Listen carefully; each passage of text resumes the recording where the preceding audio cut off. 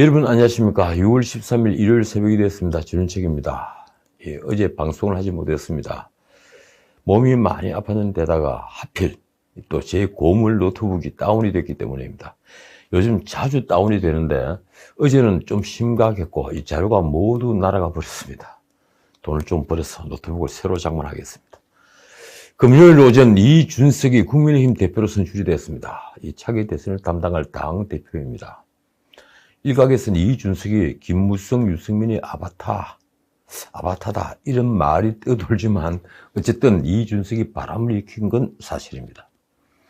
정치판을 바꾼다는 신드롬 말입니다. 이 당심에서는 나경원 후보가 이겼지만 30%가 반영되는 일반 여론조사에서 이준석이 나경원을 압도했습니다. 최종 결과는 이미 다들 아시겠지만 이렇습니다. 이준석 43.8%, 그리고 나경원 37.1%, 주호영 후보는 14%에 불과했습니다. 언론은 2030 판을 뒤집다, 정치 태풍이 됐다, 또 그리고 보수 지지층이 변화를 택했다는 식으로 보도를 쏟아냈습니다. 당권 경쟁을 시작할 때 저는 나경원, 주호영 두 분이 한 치 앞을 내다보지 못하고 정치적 사지를 택했다, 이런 잔인한 평을 한 적이 있습니다. 정말 사지를 택한 것은 누구일까요? 왜 이 나라 보수층은 36살 영선의 이준석을 선택했을까요? 그 답은 너무 명확합니다.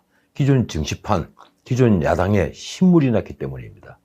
야당은 총선 참패의 한 원인인 김종인을 비대위원장으로 앉히면서 단 한 치도 나가지 못했습니다. 그때 김종인을 모신 것은 이 총선 이후에 당내 권력의 공백을 메꿀 어떤 카리스마도 없었기 때문입니다.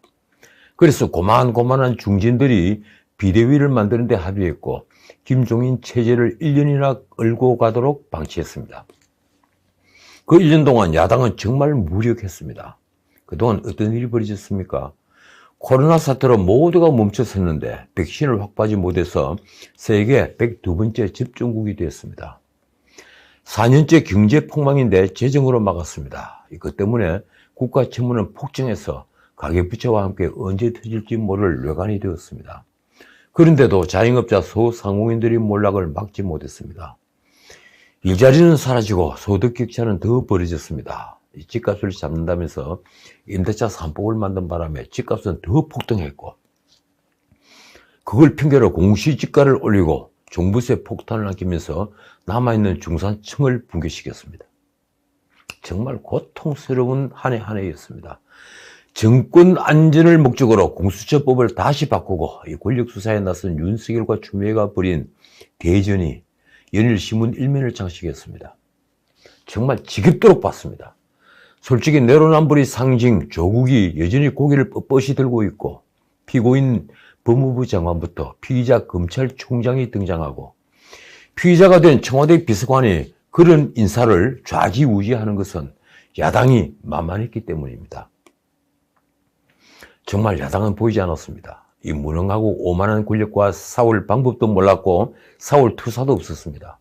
야당은 흔히 하는 말로 온실 속 화초 같은 책상 물림 생리를 벌이지 못했습니다. 직전 원내대표였던 주호영이 예상 밖으로 이번 당대표 선거에서 추락을 한 이유입니다. 기껏 대변인의 성명이나 몇몇 의원들이 페이스북에 올리는 글이 뉴스가 될 뿐이었습니다. 언론은 야당 의원의 말보다는 진보농객 진중권 교수의 발언을 더 크게 보도했습니다. 진중권이 보수를 대변했습니다. 말하자면 야당은 대중의 분노를 대변하지 못했습니다. 저는 서울 부산시장 보궐선거의 압승은 대중의 분노가 표출된 것이지 야당이 잘해서 또는 야당 후보를 지지해서 이긴 게 아닌 것입니다. 말하자면 문정부 실정의 반사적 효과였습니다. 그걸 저는 최근 방송에서 김종인 효과라고 말씀드렸습니다. 김종인이 그렇게 만든 겁니다. 기존 야당 정치 세력 중에서 흡인력 있는 사람이 없다. 이 현상은 사실 오래됐습니다. 공동체에 대한 비전을 보여주지 못했고 싸워야 할 때 싸우지 않았습니다. 자기희생의 모습을 보여주지 못한 게 야당에 대한 실망의 요체입니다. 서울시장 보궐선거에서 온갖 네거티브에도 오세훈 후보가 2배 차이로 압승을 했는데 막상 여론조사를 하면 야당이 민주당을 가까스로 이기거나 비슷한 지지를 받고 있는 이유이기도 합니다. 여당 못지않게 야당에 대해서 대중은 실망하고 있는 것입니다. 그런 현상에 윤석열 신드롬을 또 불러일으켰습니다. 이 문 대통령의 각을 세운 사람은 윤석열 뿐이었습니다. 박근혜, 이명박 두 전직 대통령을 구속시키면서 보수 정치 세력을 완전히 괴물 수준으로 몰아넣고 김종인과 함께 문재인 정권을 창출한 1등 공신이 아이러니컬하게도 이 나라 보수 세력의 희망으로 떠오른 것입니다. 이번 이준석 당대표 당선이 앞으로 이 나라 민주주의 회복에 정권 탈환에 어떻게 기능할까요? 언론은 당원 73%가 50대 이상인 국민의힘이 변화를 택했다면서 과거처럼 동양 출신이나 보수 색채가 강한 후보에게 표를 몰아주지 않았기 때문이라고 썼습니다. 정말 그뿐일까요? 대선에서 승리할 당을 만들 대표가 누구인가? 이걸 계산한 전략적 투표라고도 했습니다. 이준석이 이긴다는 여론조사 결과가 잇따라 나오니 당원들도 민심을 따랐다는 분석입니다. 그렇다면 이준석을 띄운 신문의 역할이 컸다는 얘기입니다. 그러나 대중이 이준석을 선택한 것은 지금까지 웰빙 야당에 최종적으로 실망한 때문이라고 보는 것이 정직할 것입니다. 자, 다른 얘기 하겠습니다. 어제 문 대통령이 G7 회의가 열리는 영국 코누얼에 도착했습니다. G7 멤버는 아니니 인도, 호주, 남아공 등과 함께 초청국의 신분입니다. 쿼드 멤버인 호주, 인도가 들어간 것만 봐도 미국 입김을 알 수 있습니다. 결국 중국 포위망을 만들겠다는 미국의 의도가 작용했습니다. 언론은 준 회원국으로서 대우를 받을 것이라면서 오버를 하더군요. 문 대통령은 영국, 호주, EU와의 양자회담을 하는데 아직 일본과의 양자회담은 예정이 없습니다. 우리 정부는 원하고 있지만 일본이 응하지 않는 것으로 알려졌습니다. 하긴 5월 초 G7 외교개발 장관 회의에서도 정 의원과 모태기 도시미스는 기껏 20여 분간 대화를 했는데 예정이 없던 것이었죠. 그때도 우리 측은 대화를 원했지만 일본이 거절했습니다. 그런데 최근 서울중앙지방법원에서 일제 강제징용 피해자들이 일본 기업을 상대로 낸 손해배상 청구 소송을 각하하면서 분위기가 묘해졌습니다. 문 대통령이 강제징용과 일본군 위안부 문제에 태도를 전향적으로 바꿀 여지가 생긴 것입니다. 과연 문재인, 스가 요시히데 회담이 성사될까요? 지금으로서는 공식 회담 일정은 없습니다. G7 회의 막간에 잠깐 만나 사진을 찍는 일은 있겠죠. 아마 그럴 겁니다. 일본 언론은 한국 정부가 도쿄올림픽 때 문 대통령의 일본 방문을 타진했다고 보도했지만 외교부는 완강히 부인했습니다. 그런데 아니땐 꿀뚝에 연기가 나겠습니까? 문 대통령은 G7 회의 뒤에 오스트리아 빈과 스페인 바르셀로나 그리고 마드리드를 방문합니다. 이 정상 외교를 두고 뭐라 할 수는 없지만 모처럼 부부 동반 해외 순방이라 관광이라는 뒷말이 나오지 않았으면 합니다. 관광이라도 말입니다. 그런데 꼭 짚고 넘어가야 할 문제가 있습니다. 이번 순방을 앞두고 중국 왕위가 정의용을 호출한 것입니다. 중국 외교부에 따르면 지난 9일 밤이죠. 9시부터 1시간 동안, 무려 1시간 동안 왕위는 정의용과 통화했습니다. 그 통화에서 중국이 요구한 것은 한마디로 이렇게 정리됩니다. 미국의 장단에 휩쓸리지 말라. 이 G7 회의에서 중국 견제 메시지가 나올 것으로 밝혀지자 이 만만한 한국의 으름장을 놓은 것입니다. 중국 입장에선 G7 국가는 말할 것도 없이 초청국인 인도, 호주, 남아공도 중국의 공갈이 전혀 먹히지 않는 나라들입니다. 먹히게 될 리가 없죠. 결국 압력을 넣을 대상은 한국뿐인 것입니다. 중국 외교부가 밝힌 바에 따르면 왕위는 통화에서 이런 말을 했습니다. 이 미국이 추진하는 인도태평양 전략은 냉전적 사유로 가득 차 있고 집단적 대립을 일으킨다. 중국은 이에 기련히 반대한다. 정말 오만하기 짝이 없는 말입니다. 그런데 왕의 발언은 우리 외교부의 공식 보도자료에는 없었습니다. 무슨 일일까요? 감춘 것입니다. 중국 외교부는 한미 정상회담 공동성명에 대만 해협의 안정이란 표현이 들어간 데 대해 정의용이 하나의 중국 원칙을 견지하며 양안 관계의 민감성을 충분히 인식한다고 했다고도 밝혔습니다. 그런데도 외교부 보도자료는 한중 관계, 한반도 문제, 국제 정세 등을 논의했다고만 했습니다. 도대체 우리 외교부는 왜 이렇게 조심성이 많은 겁니까? 어쨌든 문 대통령 입장이 묘하게 됐습니다. 그는 한미 정상회담 때는 미국의 인도태평양 전략에 공감한다고 했으니 말입니다. 중국의 이런 상전 노릇은 언제부터 시작된 것일까요? 문 대통령은 과거 방중을 앞두고, 그러니까 시진핑을 만나러 가기 전에 사드 3불을 약속했습니다. 사드가 방어용 무기인데도 그는 군사 주권을 포기한 것입니다. 그때 시작된 굴신 외교는 바이든 취임 직후에 시진핑과 통화하면서 공산당 100주년을 축하하는 단계까지 왔습니다. 그는 심지어 방미전 보아오 포럼에 나가 1대1로를 축하하고 구동조언회에 공감을 표했습니다. 그랬던 문 대통령이 이번 1대1로에 대항하는 자유진영 연대 세력을 만들겠다는 G7 정상회의에서는 과연 어떤 태도를 취할까요? 그의 줄타기가 과연 신공인지 지켜볼 일입니다. 외교부는 10일 뒤늦게 왕이와의 통화를 이렇게 변명했습니다. 중국이 최근의 기본 입장을 다시 반복한 것이지 우리나라를 특별히 지칭해서 어떻게 하라고 말한 게 아니다. 면박하거나 윽박지르는 분위기가 전혀 아니었다. 아니, 어떻게 하면 면박, 윽박지르다 이런 말이 나오는가요? 외교 당사국끼리 말입니다. 요즘 민주당 의원들의 말들이 점점 거칠어지고 있습니다. 이 송영길 대표부터 그렇습니다. 일제의 강제징용 피해자들이 일본 기업 16곳을 피고로 제기한 손해배상 소송을 대법원 판결에 반해 서울지방법원이 각하를 하자 그가 최고위원회의에서 한 말이 이렇습니다. 조선총독부 경성법원 소속 판사가 한 판결인지 의심이 갔다. 대법원 전원합의체 판결에 반대한 판결이어서 더욱 그렇다면서 판사를 직접 공격했습니다.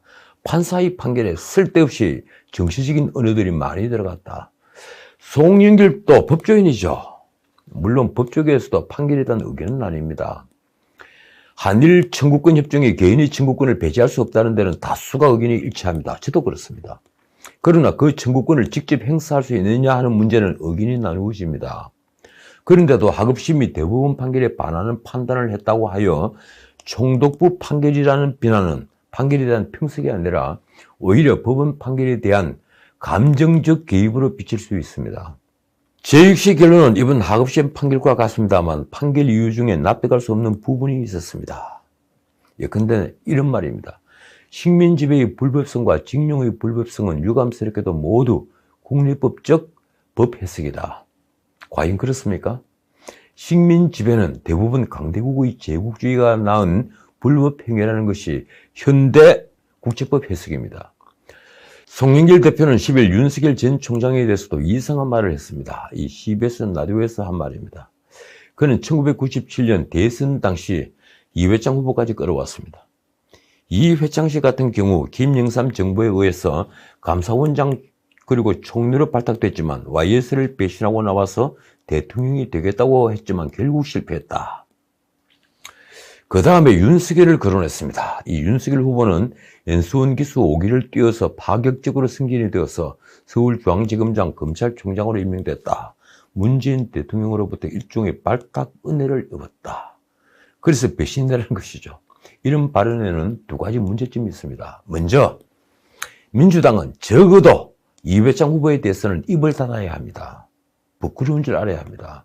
특히 2002년 대선에서는 김대엽을 내세워서 유 후보 아들 병력 사건을 조작했습니다. 그해 9월부터 하루도 빼지 않고 어느 날이든 9시 뉴스는 이 사건을 헤드라인으로 다뤘습니다. 한나라당 대통령 후보 아들 병력 비리 사건을 보도하겠다. 그 내용이었죠. 그 외에도 기양건설 사건 등 마타도원은 기승을 부렸습니다. 모두 감옥에 갔죠. 선거가 끝나고 나서입니다. 모두 다 권력이 조작해낸 마타도어였고 그 마타도어가 승패를 바꾼 선거였습니다. 재책 자유의적들에서도 썼지만 이 선거는 공정한 선거가 아니었습니다. 그런데도 송영길이 굳이 이회창을 들먹이면서 윤석열을 배신자로 몰아간 것은 후한무치한 발언인 것입니다. 둘째, 문 대통령이 윤석열에게 파격적인 은혜를 베풀었는데 윤석열이 배신했다는 말은 지극히 반민주적인 발언입니다. 임기직 검찰총장을 임명하는 것이 은혜라는 게 얼마나 놀라운 말입니까? 집권당 대표가 그 말을 한 이상 문 대통령이 반민주적 인사가 되어버린 것이니 응당 책임을 져야 할 것입니다. 송영길은 김종인의 말한 것과 같이 검찰총장을 하시던 분이 대통령이 되는 경우는 없다면서 이런 말까지 했습니다. 검사는 사람을 수사하고 잡아내는 일을 하고 항상 잠재적 피의자로 인식한다. 대통령은 국민을 주권자로 모시는 자리다. 과연 문 대통령은 국민을 주권자로 모셨는가 되묻고 싶습니다. 이 윤 총장이 사퇴를 했을 당시에 노웅래 최고위원도 똑같은 비난을 퍼본 적이 있었습니다. 오랫동안 한직에 밀려있던 사람을 가장 반대를 무릅쓰고 검찰총장으로 임명했는데 은인 등에 칼을 꽂은 배은망덕하고 뻔뻔한 사람이다. 참 놀랍습니다. 그 윤석열은 박근혜 전 대통령을 묵시적 청탁이라는 이론으로 뇌물죄로 엮으면서 문 정부를 출범시킨 1등 공신입니다. 누가 누구를 은인으로 불러야 할까요? 자, 오늘 여기까지입니다. 이 문 대통령의 취임 후 일성이었던 비정규직 제로 정책에 앞장을 섰던 공기업이 올해 신규 채용 규모를 최근에 대폭 줄였습니다. 이 문 대통령 정책을 뒷받침한 후유증입니다. 전체 공기업의 올해 신규 채용 숫자는 불과 5,089명으로 작년보다 무려 39%나 줄어든 숫자입니다. 기업들은 가장 큰 원인으로 코로나로 인한 경영난을 꼽지만 정규직 숫자가 늘어서 비용이 늘어난 것도 만만치 않은 이유입니다. 문 정부 출범 이후에 공기업의 영업이익은 70% 급감했습니다. 반면에 임금과 복리후생비 등 인건비는 20.6%나 늘었습니다. 주요 36개 공기업 인건비는 10조에서 12조로 무려 2조나 늘었습니다. 그런 비효율적 경영으로 적자 기업은 5개에서 17개로 급증했습니다. 가장 실적이 악화된 공기업은 어디일까요? 한국전력, 한국수력원자력 등 7개 에너지 공기업들입니다. 2016년만 해도 이 7개 기업이 전체 공기업 영업이익의 69% 그러니까 약 70%를 책임을 졌는데 영업이익은 4년 전 19조에서 작년에 5조 3천억으로 14조 가까이 급감했습니다. 쪼그라든 겁니다. 물론 탈원전 정책이 빚은 참사입니다. 반면 인건비는 해마다 급증하고 있습니다. 공기업 직원이 평균 연봉이 얼마일까요? 2016년 7,839만 원이었는데 작년에 8,155만 원으로 해마다 뛰었습니다. 공기업 부채는 계속 늘어납니다. 그중에 상당 부분은 갚을 자산이 없는 적자성 부채입니다. 정말 여러 기록을 세우고 있는 문재인 정부입니다. 축하드립니다. 지금까지 전원책입니다.